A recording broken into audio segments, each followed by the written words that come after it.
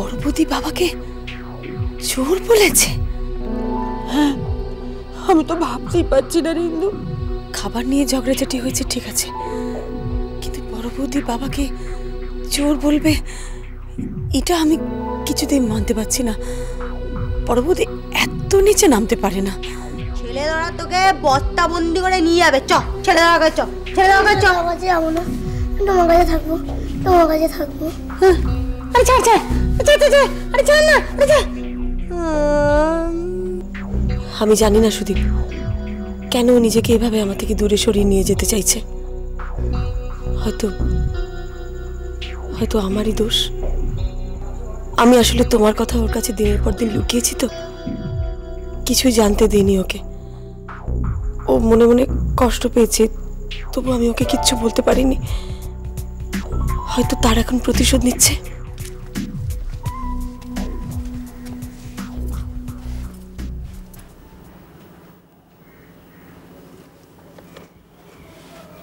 কখন ফিরলে? এই তো। মা কোথায়? মা তো বেরোবে বলছিল, বেরিয়েছে কোথায়? একটু আগেই বেরোচ্ছ তুমি? হ্যাঁ, কেন? বিশাখা কি তাহলে এসেই চলে গেল? বিশাখা?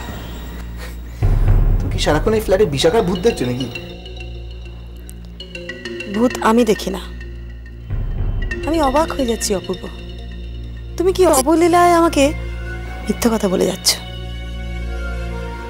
মিথ্যে কথা? কি কি বলতে চাইছো তুমি? আমি কি বলতে চাইছি তুমি সেটা ভালোই তো বুঝতে পারছো। বিশাখার সঙ্গে তুমি সন্ধ্যেটা কাটিয়েছো, সেটা আমাকে বলতে চাইছো না, আমার কাছে চেপে যাচ্ছ, আমাকে মিথ্যা কথা বলছো। আমি আমি তোমার কথা বুঝতে পারছি না, পরিষ্কার করে বলো। আমি যখন এই ফ্ল্যাটে ঢুকছি তখন নিচে আমার সঙ্গে বিশাখার দেখা হলো। বিশাখা নিশ্চয়ই এই ফ্ল্যাটে অন্য কারোর সঙ্গে দেখা করতে আসেনি, তোমার সঙ্গে দেখা করতে এসেছিল। তুমি বিশাখার সঙ্গে সন্ধ্যেটা কাটিয়েছো, অথচ তুমি... হ্যাঁ বেশ ঠিক আছে, বিশাখা এসেছিল, বিশাখার সঙ্গে আমি সন্ধ্যাটা এনজয় করেছি। ওকে, বেশ করেছি। তুমি এতটা বাড়াবাড়ি করবে বিশাখাকে নিয়ে আমি আমি জাস্ট ভাবতেই পারছি না। আচ্ছা, আমি একটা কথা বুঝতে পারছি না ইন্দু, তুমি তো এখনই সুদীপবাবুর কাছে গেলে তাই না?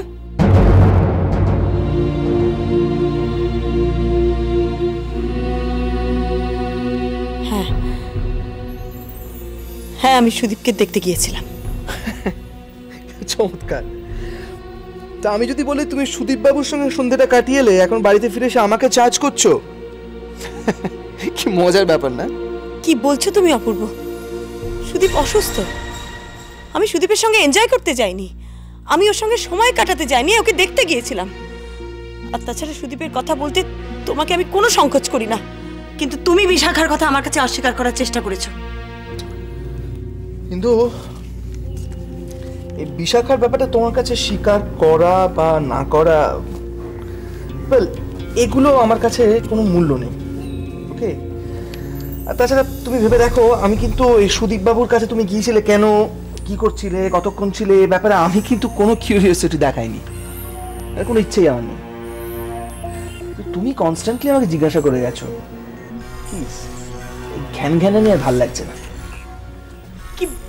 কি বলছো তুমি অপূর্ব? দেখো আমি তোমার স্ত্রী, আমি তোমার কাছে জানতে চাইবো না?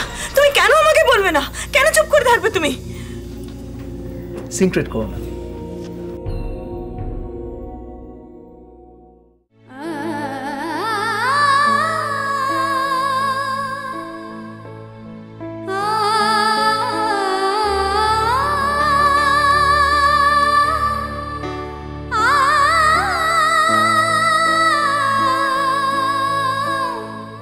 একেই তো অশান্তির শেষ নেই, আবার নতুন করে আরেক অশান্তি বাড়িতে ঢোকালি বলতো? বাবা, আমি অশান্তি বাড়িতে ঢোকালাম? ও সীতাই তো হাত ধরে নিয়ে এসছে ওই ডের ব্যাটারিটাকে, তার নাম কি বান্টি।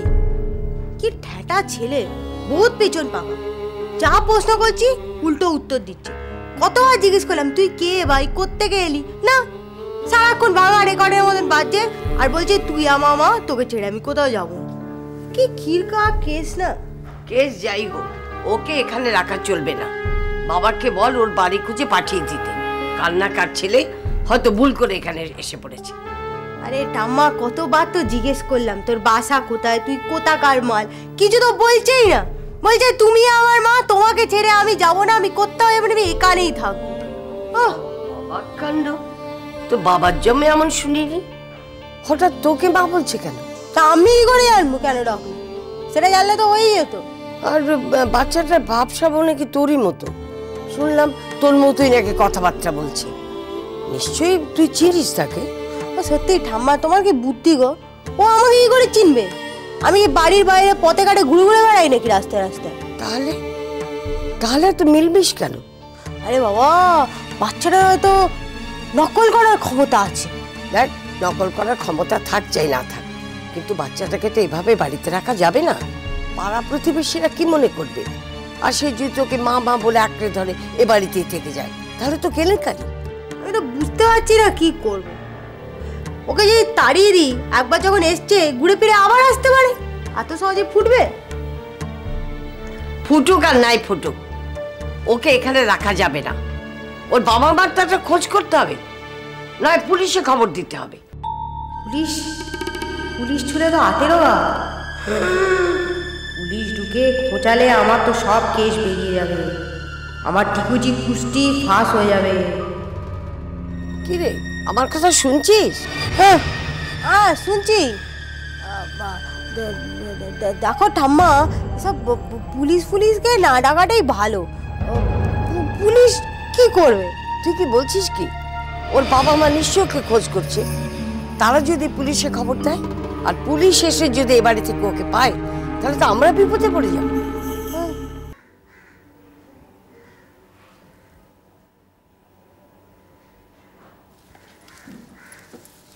আমি কি তাহলে চলে যাব অপূর্ব? হ্যাঁ, আমি চলে যাব? না, কেন? কেন যাবে? কেন থাকবই বা কেন? কি হবে এখানে থেকে? না, তোমার কি এখানে থাকতে ভালো লাগছে না? কি করে ভালো লাগবে? যার জন্য আমি এখানে এসেছি সে সারাক্ষণ এরকম মুখ গোমরা করে বসে থাকলে, আমার সঙ্গে কথা না বললে, আমার দিকে না তাকালে আমার কি করে ভালো লাগবে? সত্যি তো, I am sorry, I am extremely sorry. এসব সত্যি।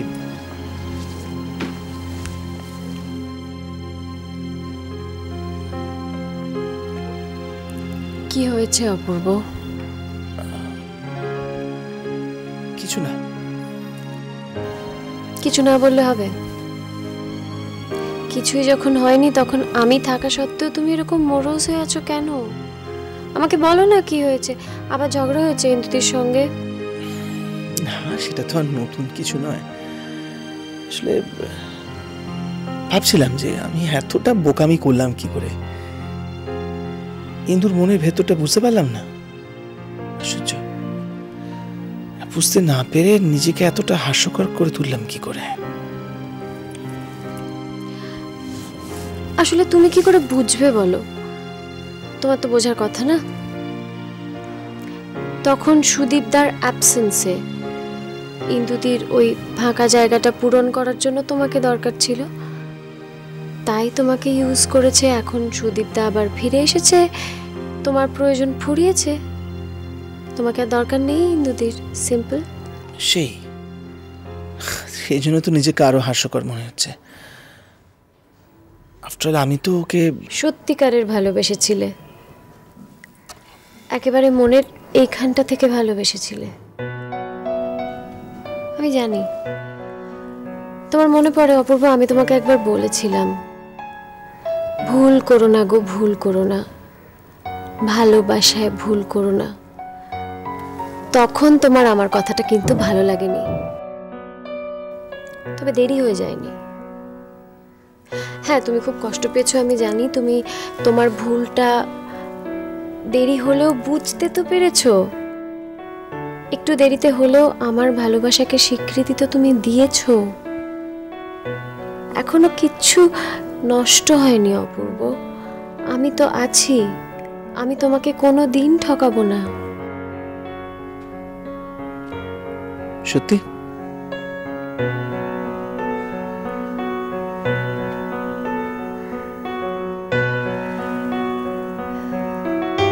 তুমি খুব খারাপ অপূর্ব, খুব খারাপ।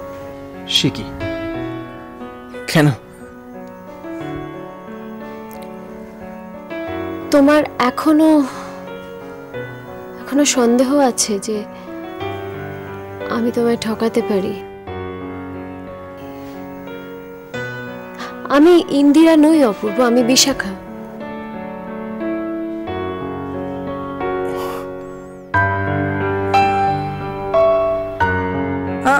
মুখ হাঁ করো, হাঁ করো। এই তো বাবু, একটু বলে দাও তোমার মা তোমায় কোথায় রেখে এসেছে? তুমি এই মাকে বললে না তোমার মা তোমায় রেখে এসেছে? তোমার মা ভালো নয়, আমি তোমার মাকে বকে দেবো। একটু বলো শোনা, তোমার মা তোমায় কোথায় রেখে এসেছে? মুরগিটা খুব ভালো। মুরগিটা ভালো? এত এত মুরগি দেবো। তুমি আমাকে একটু বলো শোনা, তোমার মা তোমায় কোথায় রেখে এসেছে? বলো বলো। আমার মনে নেই, মা জানে। মনে নেই বললেই হবে? এত কিছু মনে আছে আর এটাই মনে নেই? আমি শুধু জানি কি জানিস আমায় বল। ওই আমার মা। মোটু মা, ওকে কিছু জিজ্ঞেস করো না, ও কোনো উত্তর দেবে না। উত্তর দেবে না বললেই হবে নাকি?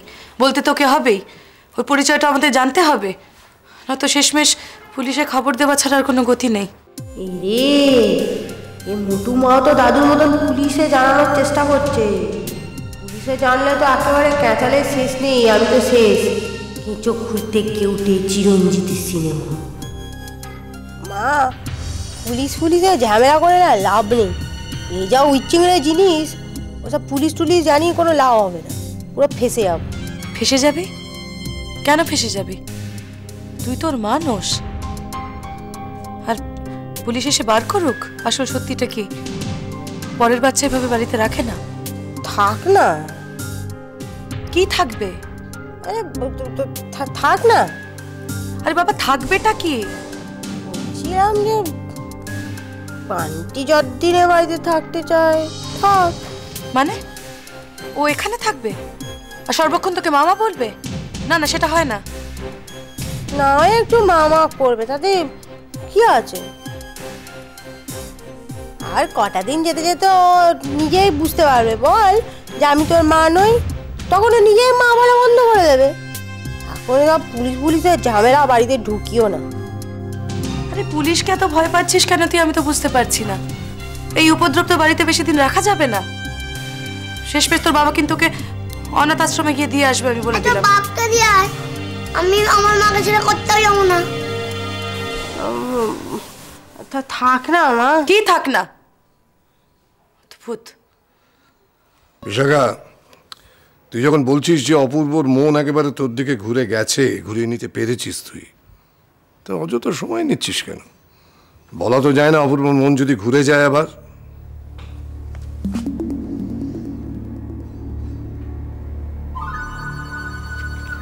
চান্স নেই, কোনো চান্স নেই। অপূর্বর মন ঘুরে যেতেই পারে না, কারণ অপূর্ব নিজে থেকে আমার কাছে এসেছে। ইন্দুদিকে নিয়ে কোনো একটা কারণেও নিশ্চয়ই ডিসস্যাটিসফাইড, সেজন্যই আমার কাছে এসেছে। কাজী ওর আমার দিক থেকে অন্য কোনো দিকে ঘুরে যাওয়ার কোনো চান্সই নেই। ও একেবারে আমার হাতের কবজায়। বুঝলাম, কিন্তু এতটা নিশ্চিন্ত হোস না, বুঝলি? দেখ, হাজার হোক অপূর্ব তো ইন্দিরার স্বামী, আর ইন্দিরা কিন্তু খুব একটা সোজা মেয়ে নয়। তুই ইন্দিরার স্বামীকে তার কাছ থেকে কেড়ে নিচ্ছিস, ও কি তোকে সহজে ছেড়ে দেবে? ছেড়ে যে দেবে না সেটা আমি জানি। অপূর্বর সঙ্গে আমার সম্পর্কটা ইন্দুদিকে জ্বালিয়ে পুড়িয়ে খাক করে দিচ্ছে। ইনফ্যাক্ট ও আমাকে সরাসরি বারণও করেছে ওই ফ্ল্যাটে যেতে। দেখলি তোকে কি বললাম? ইন্দু অপূর্বকে কিছুতেই তোর কাছে ঘেঁচতে দেবে না। আমি তোকে একটা কথা বলে দিচ্ছি বিশাখা, মন দিয়ে শোন। অপূর্ব তোর সঙ্গে মেলামেশা করুক, এটা ইন্দু কখনো চাইবে না। ইন্দুদির চাওয়ার উপর এখন কিছু ডিপেন্ড করছে না আসলে। ফ্ল্যাটটা অপূর্ব, আর অপূর্ব আমাকে পরিষ্কার বলে দিয়েছে আমি যখন খুশি ওখানে যেতে পারি ওর সঙ্গে দেখা করতে। বুঝতে পারছো, অপূর্বর কাছে এখন ইন্দুদির চেয়ে আমার পজিশনটা অনেক বেটার। মেবি, কিন্তু বিশাখা একটা কথা মনে রাখিস, বেশি সময় নিলে কিন্তু ইন্দিরা ঘর একবারে গুছিয়ে নেবে। পরিস্থিতি যত জটিল হবে ও কিন্তু মরিয়া হয়ে উঠবে। হাজার হোক, দেখ অপূর্ব তোর বিবাহিত স্বামী, এ কথা বললে চলবে না তো। ও যদি একটা কেস ঠুকে দেয় তাহলে কিন্তু অপূর্বর আর কিচ্ছু করার থাকবে না। হ্যাঁ, তুমি একটা জিনিস ভুলে যাচ্ছ বাবা, ইন্দুদির সঙ্গে সুদীপদার সম্পর্কটার জেরেই কিন্তু অপূর্ব ওর কাছ থেকে সরে এসেছে।